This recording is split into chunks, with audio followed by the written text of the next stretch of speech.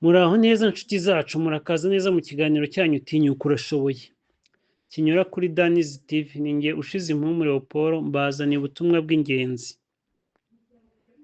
Uyu munsi turaganira ku nsanganyamatsiko ifite imbaraga nyinshi mu buzima bwa buri muntu wese, igira iti hindura uburyo wibona. Ese wari uzi ko uburyo wibonamo ari bwo bugena uko ubuzima bwawe bugenda? Ese wari uzi ko umuntu wumva ko ntacyo ari cyo akita umunyantege nke, ubuzima bwe nabwo bujya muri iyo nzira?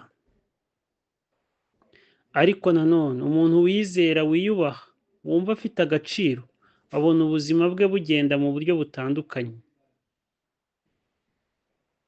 Uyu munsi tugiye kwinjira mu ngingo ndende, turebe uburyo ushobora guhindura imitekerereze yawe ukava mu kwibona nabi no kwitesha agaciro, maze ugatangira kwibona nk'intwari, nk'umuntu ushoboye, ufite intego kandi ushobora gutsinda. Uburyo wibona bufite imbaraga ku buzima bwawe. Uburyo umuntu yireba mu mutima we nibwo bushushanya uko ubuzima bwe bugenda.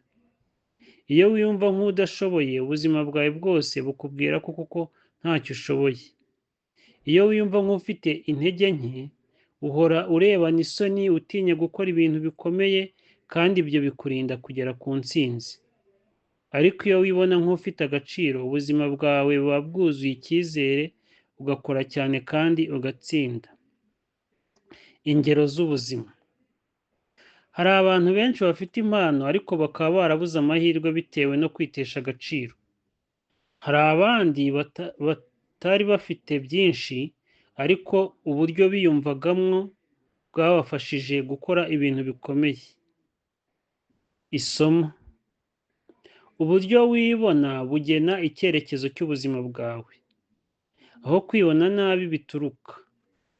Abantu benshi ntibavuka biyanga cyangwa biyita abashoboye. Oya, ibyo biza nyuma, biterwa n'ibintu byinshi. Amagambo wumvise ukiri muto, ababyeyi, abarimu cyangwa inshuti bashobora kuba baravuze amagambo agutera kwiheba, nk'uko bavuga ngo ntacyo uzageraho cyangwa uri umunyabwoba. Amateka y'ibyo wanyuzemo, kuba waratsinzwe kenshi, warananiwe mu mishinga cyangwa warateshejwe agaciro n'abandi, bishobora kugusiga ubona ko ntacyo ushoboye. Kwigaragaza wigereranya n'abandi. Iyo uhora ureba abo musangiye urugendo, ugahora utekereza ko bo bari beza kurusha wowe, utangira kwiheba. Isomo. Nta kintu kibi kiruta ukwemera amagambo mabi cyangwa amateka mabi bigatuma wibona nabi. Impamvu ugomba guhindura uburyo wibona. Ese kuki ari ngombwa guhindura uko wibona? Kuko iyo utihindura mu mutima, nta kindi kizahinduka mu buzima bwawe. Kuko isi igufata uko wifata. Iyo wiyubaha, abandi barakubaha. Iyo witesha agaciro, abandi nabo barakagutesha. Kuko ibyiza byose ukeneye mu buzima bigendana n'uburyo wibona. Ingero. Umuntu wiyubaha mu kazi akora neza kandi akamenyekana. Umuntu wicisha bugufi mu buryo bukabije, agatinya kuvuga cyangwa kwerekana impano ze, akenshi aba inyuma nubwo ashoboye. Isomo. Hindura uko wibona, ubuzima buzahinduka. Intambwe ya mbere yagufasha. Iyemere uko uri. Hari abantu benshi bihisha mu ishusho batari ryo. Bahora biyoberanya kugira ngo bishimishe abandi.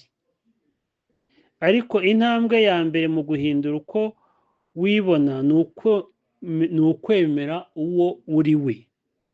Iyemere n'imbogamizi zawe. Iyemere n'impano zawe. Iyemere nk'umuntu ufite agaciro kandi ukwiye kubaho. Isomo. Iyemere uko uri, maze uheraho wubaka ubuzima bwawe. Intambwe ya kabiri. vuga amagambo meza ku buzima bwawe. Imbaraga z'amagambo ni ikintu gikomeye. Iyo uvuga buri munsi uti ndi umuntu watsinzwe, ntacyo nshoboye, ayo magambo yinjira mu mutima wawe akaguhindura koko nk'uko uvuga. Ariko iyo uvuga amagambo meza nka ndi umuntu w'agaciro, ndashoboye kandi nzatsinda, Imana yampaye impano zidasanzwe, aya magambo akomeza umutima wawe, agahindura uko wibona kandi bikakurinda gusubira inyuma. Intambwe ya 3, hindura ibitekerezo. Amagambo meza akurikirwa n'ibitekerezo byiza. Tekereza buri munsi uti nshobora gukora ibikomeye, nshobora guhindura ubuzima bwanjye, nshobora kugera kure nubwo abantu batabyizera. Ingero, abantu benshi bageze ku ntsinzi si uko bari bafite byose, ahubwo ni uko batekereje ko bishoboka bakabishyira mu bikorwa. Intambwe ya 4, shaka inshuti zikubaha. Uburyo wibona bushobora no kwangirika kubera abantu uhora bagukikije. Inshuti 2 cyangwa 3 zifite amagambo mabi zishobora kugutera kwiheba, mu gihe inshuti nziza zituma ugira icyizere. Shaka abantu bagutera imbaraga, shaka abantu bakwereka ko ushoboye, shaka abantu bagufasha kubona impano zawe. Intambwe ya 5, tangira gukora ibikorwa bito. Hari ubwo wiyumvamo intege nke kubera ko udakora, ariko iyo utangiye gukora ibikorwa bito bigenda biguhindura. Tangira gusoma igitabo gitanga icyizere, tangira kwandika intego zawe, tangira gukora ibikorwa bito bigusunika imbere. Uko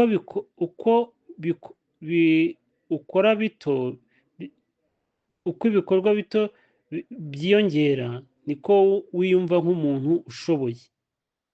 Intambwe ya 6, shyira imbere icyizere n'amasengesho. Mu buzima hari byinshi bigusunika kwibona nabi, ariko igihe ushyize imbere Imana, isengesho n'icyizere, ubona imbaraga zidasanzwe. Senga buri munsi usaba imbaraga zo kwibona neza. Senga usaba amahoro n'icyerekezo. Senga usaba kwitinyuka imbere y'abandi. Ibyiza byo guhindura uburyo wibona. Iyo umuntu ahinduye uko yibonaga, ibintu byose birahinduka. Mu muryango uba icyitegererezo cyiza, mu kazi uba umuntu ushyira imbere icyizere kandi ufite umusaruro, mu buzima busanzwe uba umuntu wishimye utanga ibyishimo n'icyizere ku bandi. Uburyo wibona bushya butuma utangira kubaho ubuzima bushya. Ku musozo, nshuti zacu, uyu munsi twaganiriye ku nsanganyamatsiko igira iti hindura uburyo wibona. Twabonye ko uburyo wibona bugena icyerekezo cy'ubuzima bwawe. Kwibona nabi biterwa n'amateka, amagambo mabi n'igereranya ridahwitse. Guhindura uko wibona bisaba kwiyemera, kuvuga amagambo meza, gutekereza neza, gushaka inshuti nziza no gukora ibikorwa bito bigusunika imbere. Icyo ngusaba uyu munsi ni kimwe: tangira guhindura uko wibona, wiyumvemo ko ushoboye, ko ufite agaciro kandi ko ushobora gutsinda. Iki cyari ikiganiro cyanyu Tinyuka Urashoboye kinyura kuri Daniz TV, cyakugejejweho nanjye Ushizimpumu Leopold. Murakoze kutuba hafi, mukomere mugire icyizere kandi mwibuke ko ubuzima bwawe buhinduka igihe uhinduye uko wibona.